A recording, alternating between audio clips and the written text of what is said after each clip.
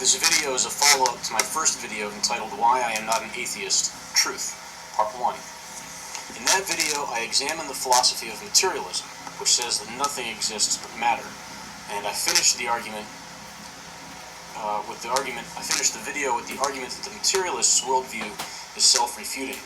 This video will look to argue for the same conclusion, but by building a slightly different case.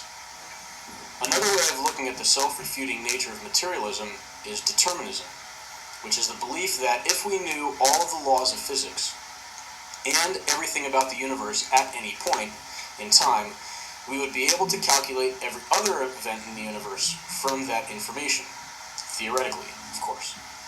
Determinism is usually discussed with reference to ethics, because if we don't really have any control over our actions, is it just to punish somebody or not? And whether or not we have free will, but the philosophy also has implications with respect to the very nature of our thoughts.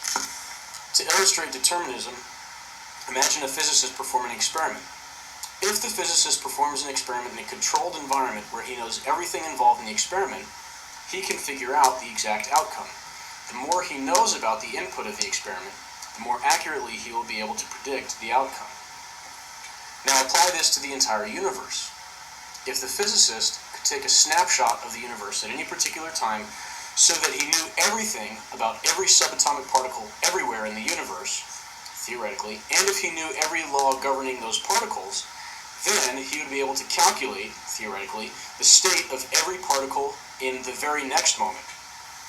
Now that he has all of that information about the next moment, he could do the same thing over and over again for all the following moments, and he could figure out the state of the universe at any time after that.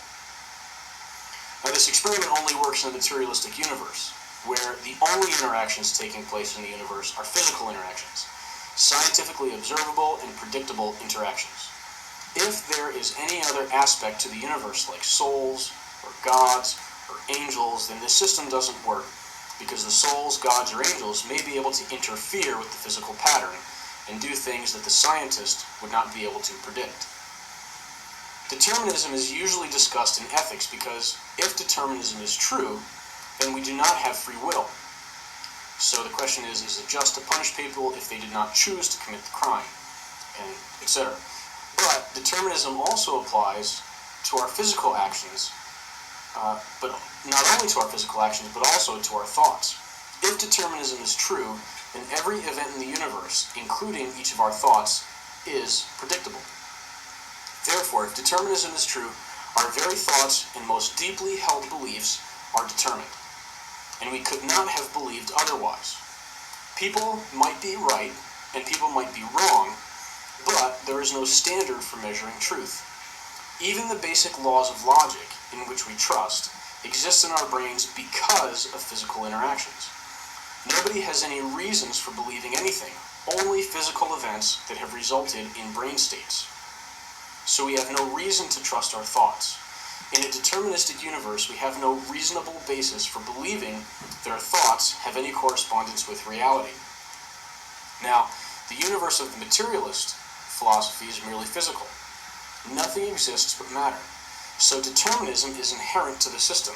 Nothing else can, quotes, enter in to the universe.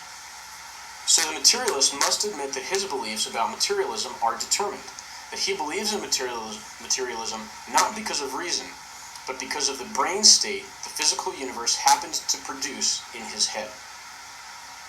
So to summarize this argument, in a deterministic universe, our thoughts do not give us certainty. According to the materialist, our universe is deterministic.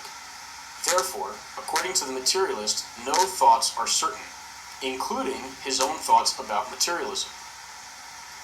Now, to finish this video, I'd like to end with the same conclusion with which I finished the other previous video. Let me point out that this argument demonstrates the self-refuting nature of materialism, of the materialist philosophy. The materialist can hold to his philosophy and continue to operate on appearances, but he cannot be certain of anything. He cannot say that he knows truth. Now, this is not a strict proof for the existence of God. That's not what I'm trying to argue for. We cannot come to the end of this argument and say God exists and he is the source of our intellect. that would ultimately be circular. Our intellect tells us about God, God gave us our intellect, it's a big circle. But the argument shows that our abilities to perform logic, the universality of logic, and the inherent trust that we have in logic are important data about ourselves. These data, even if they do not prove that God exists, at least point to something beyond the physical universe. And this thing must be intelligent. Again, this is not an airtight proof for the existence of God, but our intellect points to an intelligence that is outside of the physical order.